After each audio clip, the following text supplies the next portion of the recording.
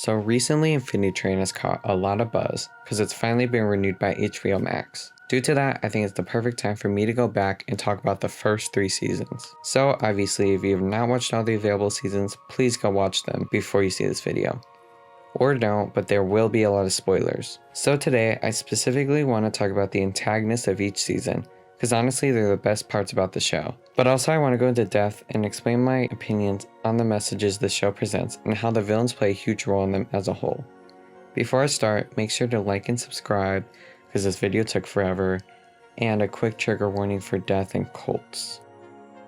Book 1, The Perennial Child. Season 1 of Infinity Train follows Tulip as she explores her trauma through each train car. Obviously, since this was the first season, the writers wanted the focus to be on the viewers understanding how the train works, but even with that, Tulip is a fairly complex character. The main conflict that puts her on the train is the fact that her parents are divorced, and she isn't handling it well. According to Northwestern Medicine, the brain will sometimes hide particularly stressful, traumatic, or fear-related memories. This can be protective in the short term, but in the long term, suppressed memories can create serious emotional health concerns. Tulip is a great example of that. She's specifically pushing down any memories of her parents' divorce as shown in the cat's car. A scene shows how she replaced some traumatic experiences with happier moments to make herself feel better. And in one of the creepier scenes, she doesn't fully remember caring for her dad, who's emotionally affected by the parents fighting as well. Her brain instead replaces it with her talking to nothing. Dad was there. So how does the villain play into all this? The main antagonist in Book 1 is Amelia, a woman who ended up on the train after losing her husband. The main problem with Amelia being on the Infinity Train is the fact that she's changing everything about the train itself to get her husband back. The main protagonist this season is someone who's dealing with huge changes in her life, and the antagonist is someone who's changing the train she's on. This parallel is one of the main reasons Tulip is so drawn to reverting everything back and eventually facing off against Amelia. It all applies to the message or theme in Book 1, which is dealing with change. Book 2, Cracked Reflection. Season 2 of Infinity Train follows Lake as she tries to escape the train with the obstacle of being the mirror form of Tulip. On this journey, she meets Jessie, who is the first person to accept her for who she is, which is being her own person. Lake's main conflict is that people always label her as a sliver, a mirror, or something else that isn't her own name. This is especially relevant in the tape car when Lake finds out the train still doesn't deem her as a person, and she begins destroying everything around her. Before doing so, she says this. Oh, look at me! I am a person! I deserve a number! Lake is essentially feeling rejection. She's feeling as if she's being denied her personhood simply because she's not the person she was made to be, which is a mirror. The reason she reacts so violently to this is because she isn't being accepted for who she is. According to Guy Winch from TED, when scientists place people in functional MRI machines and ask them to recall a recent rejection, the same areas of our brain become activated when we experience rejection as when we experience physical pain. So it makes sense why Lake is so affected by people calling her a mirror instead of a person. In Season 2 of Infinity Train, the villains are Agents Steve and Mace, who are the mirror police. In this cartoon, when people die, their reflections have the choice to become a fleck or find a new host.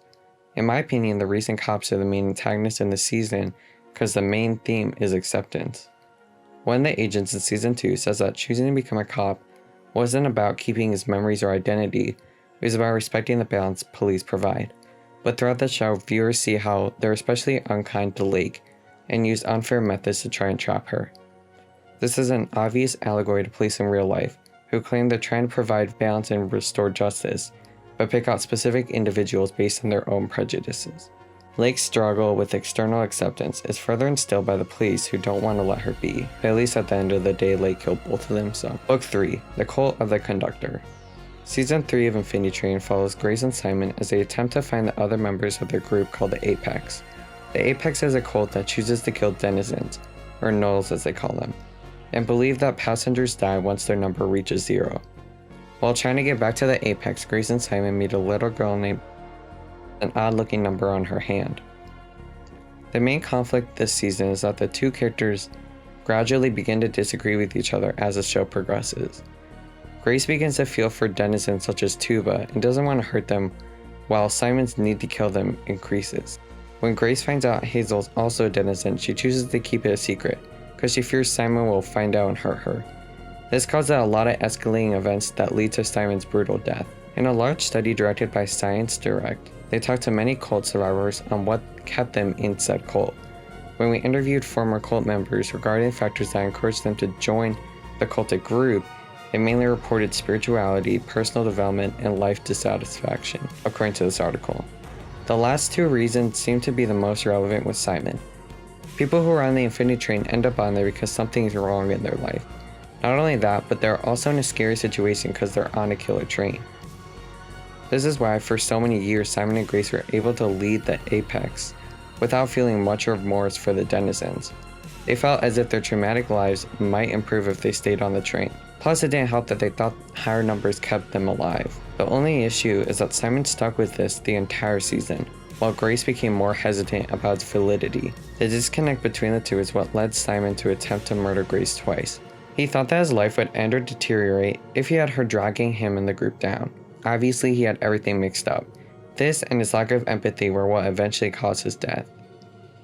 In conclusion, Infinity Train holds a different message every season. Book 1 details people's struggles with change, Book 2 talks about acceptance and rejection, and Book 3 and the consequences of not having it. The villains all play a role in further drilling down the message. Thanks for watching this video. If you liked it, I can make more about Infinity Train. Make sure to like and subscribe or whatever. Okay, that's it. Thank you.